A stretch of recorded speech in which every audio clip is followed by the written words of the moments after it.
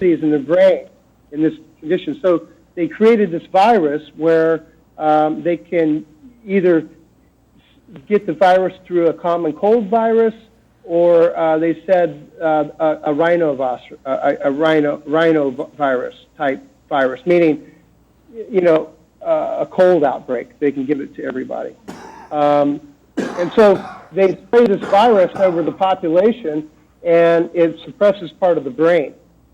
So the problem with that is that there's unbelievable potential for that, and that's probably definitely what we're seeing in the chemtrails even being sprayed over America, is this type of brain control type viruses that they want to simply control everyone's mind.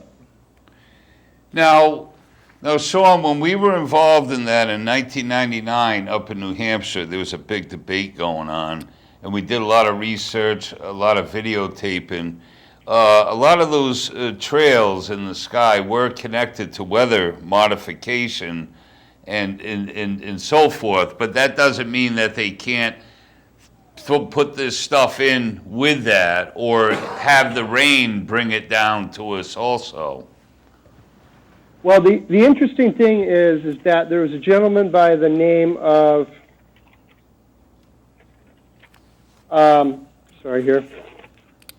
We got 4 minutes. It went quick. Clifford Carnicon. He took air samples from a real pure place up in high up in Arizona, I believe, and he found these nanoparticle filaments that people are coming down with this Morgellons syndrome, and these are nanoparticles that are being dropped from the sky in addition to the metals, and the metals therefore serve the purpose of creating a plasma so that technologies like Haarp can work better, and they can do weather modification. But it turns out these filaments also require some of these minerals or metals to work, and they have found that these nanoparticle filaments that are being dropped in the sky, we're breathing them in, and some people come down with what's called Morgellons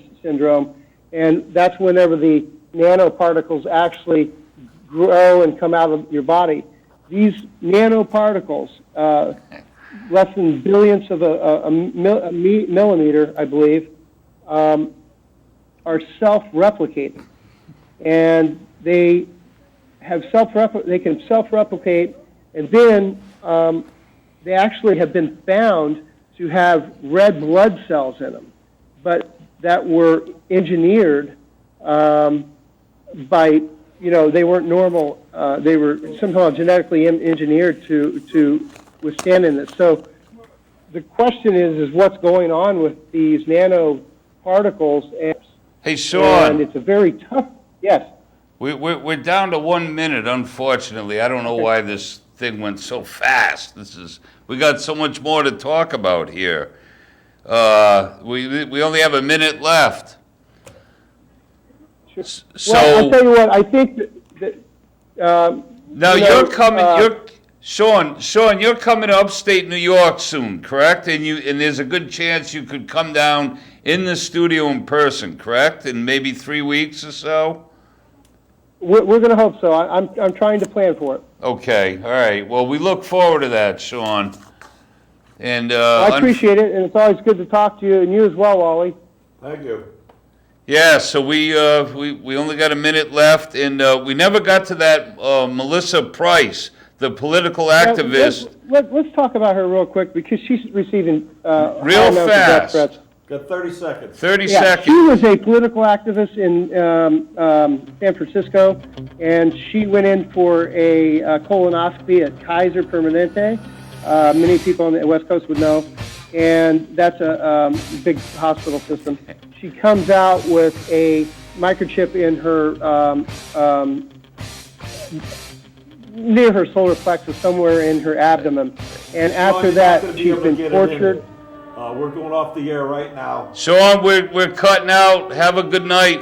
Take care, buddy. Thanks for calling in. Okay, take care. God bless. Thank you. God bless, too. Good night, everyone. God bless, and Dead we'll see you next Americans. Was it week. because of a protest, or was it because of guys out for a walk one night who decided they'd go kill some Americans? What difference at this point does it make?